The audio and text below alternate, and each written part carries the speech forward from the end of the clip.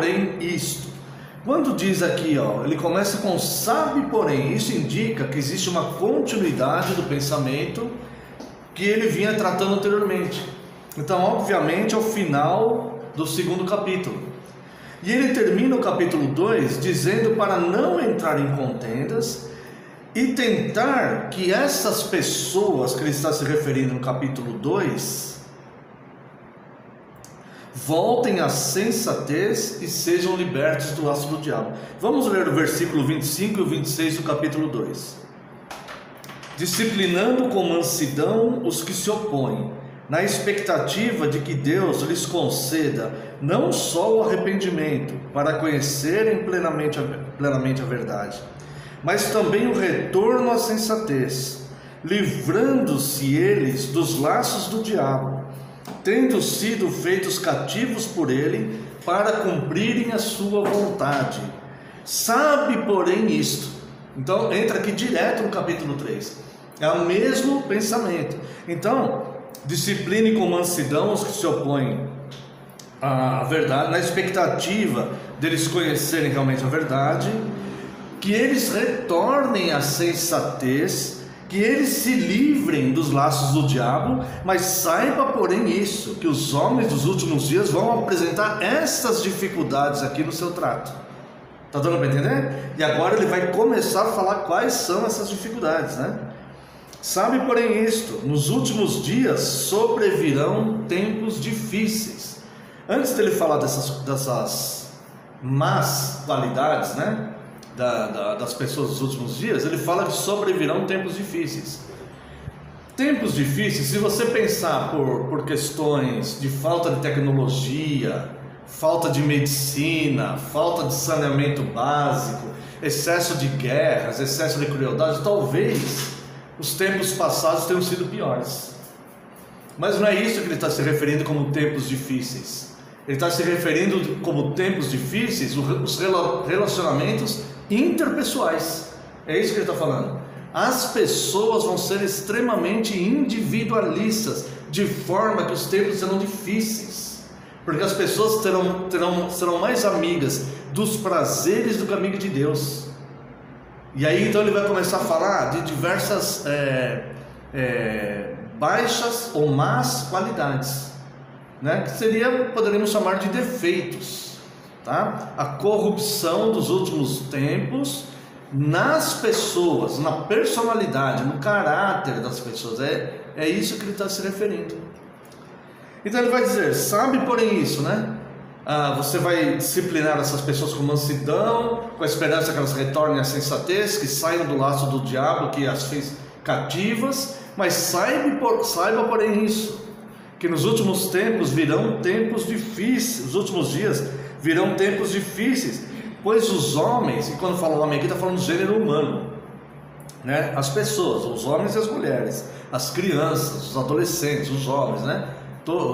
Até mesmo os mais velhos e tudo, gênero humano, pois os homens serão egoístas, avarentos, jactanciosos. Jactanciosos é aquela pessoa que se vangloria das coisas, né? Que superestima o que ela acha que é qualidade dela, o que ela fez de bom, né? Pessoas que ficam se gabando, né? A gente usa esse termo, né? Se gabando, tá? Pois os homens serão egoístas, avarentos, jactanciosos, arrogantes, blasfemadores, desobedientes aos pais, ingratos, irreverentes, desafeiçoados. Então está dizendo aqui, desafeiçoados, implacáveis, caluniadores, sem domínio de si, cruéis, inimigos do bem, traidores, atrevidos, enfatuados, mais amigos dos prazeres do que amigo de Deus. Eu acho que Tiago, depois que ele leu isso aqui, ele parou, respirou, né? Porque no finalzinho do capítulo 2 ele fala, né? Tenta fazer eles voltarem, disciplina eles com mansidão, tenta fazer eles voltar à sensatez, que eles estão sendo cativos pelo diabo, né? Faça isso. Mas saiba porém isso, os tempos serão difíceis, porque os homens serão assim. E ele fala várias dessa baixa qualidade aqui, né? Então é uma corrupção completa do ser humano, que está escrito aqui, né? E aí então, esses tempos difíceis se refere à postura e personalidade de uma sociedade apóstata dos mandamentos de Deus. Uma sociedade que cada vez mais estará desacreditando e se afastando dos mandamentos de Deus, da moral de Deus. E é por isso que essa sociedade vai se tornando cada vez mais assim. E para nós também é importante analisar isso, porque nos faz compreender o mundo que nós estamos vivendo e quem são as pessoas que nós lidamos, né? Na nossa vida secular, mas também com relação como igreja. Quais são as pessoas que nós vamos trabalhar, pessoas que vão ser evangelizadas, essas pessoas vão sendo transformadas, né? Claro que nem todas as pessoas atualmente são assim, lógico que não, né? Não são só cristãos que estão fora dessa, né? Outras pessoas também não são assim, mas está dizendo que muitas pessoas serão assim, não todos, claro, tem muitas pessoas que não têm esses defeitos aqui, mas muitos serão. Então é possível na caminhada da igreja encontrarmos pessoas nessas condições. Então o trabalho é árduo, não é um trabalho simples que ele está dando para Timóteo, né? Principalmente ele sabendo o que estava acontecendo na igreja de Éfeso, que nós já mencionamos aqui em outros estudos, né? Tá? E fala aqui, mais amigos dos prazeres, ou seja, o abandono da moral de Deus. O abandono da moral de Deus traz problemas para todo mundo. O abandono da moral de Deus não traz problemas só para a igreja, traz problemas para todo mundo. Traz problema para os pais. Adolescentes que abandonam a moral de Deus trazem problema para os pais. Um cônjuge que abandona a moral de Deus traz problema no seu casamento para outro cônjuge. Um funcionário que abandona a moral de Deus traz problema para o seu patrão.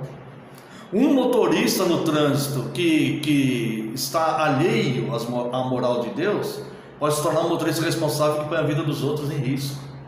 Então, este abandono, essa característica desse individualismo, desse egoísmo todo, não gera problema só para a igreja, não gera problema só para a fé cristã, gera um problema social, um problema nos países, nas nações, nas famílias, nas escolas, nas empresas, né? Então há que haver um clamor para que ao menos algumas pessoas que a gente alcance se conscientizem disso, né? E queiram mudar isto, cada um fazendo a sua parte na sua vida, né? Não pode haver aquele pensamento, todo mundo faz, então eu vou fazer. Não importa que todo mundo faz. Tem uma ilustração que diz, é mais ou menos assim: pegou fogo numa grande floresta e todos os animais saíram correndo, e o bem-te-vi, ele pegava água no biquinho e voltava para a floresta e jogava aquele pouquinho de água na floresta, e voltava e pegava. E o elefante, com aquela tromba que ele tem, passou pelo bem-te-vi e deu risada, né? Ele falou assim: você acha que você vai conseguir apagar o incêndio com essa água que você traz no biquinho? Ele falou: não, eu não acho isso, mas pelo menos eu estou fazendo a minha parte. Se o elefante fizesse isso também, com certeza a ajuda seria maior. E se todos fizessem, né, provavelmente a solução estaria mais próxima. Então a sociedade deve pensar isso, e a igreja, ela pode ser um veículo dessa informação, né? Dizendo, vamos nos aproximar da moral de Deus, né? Não precisa ser necessariamente com essas palavras, mas ensinando as pessoas a importância que nós nos aproximarmos da moral de Deus não é apenas uma situação de religião, não é apenas cumprir os mandamentos de uma religião, mas os mandamentos de Deus, são eles que garantem um bom relacionamento interpessoal, a paz social, né? Que as coisas caminhem bem dentro de uma boa conduta de todo mundo. Então Deus não está limitado à sua igreja, Ele é Deus de toda a carne, de todo o universo, tá? Bem, mais amigo dos prazeres, ou seja, o abandono de Deus traz problemas para todo mundo, tá? E traz também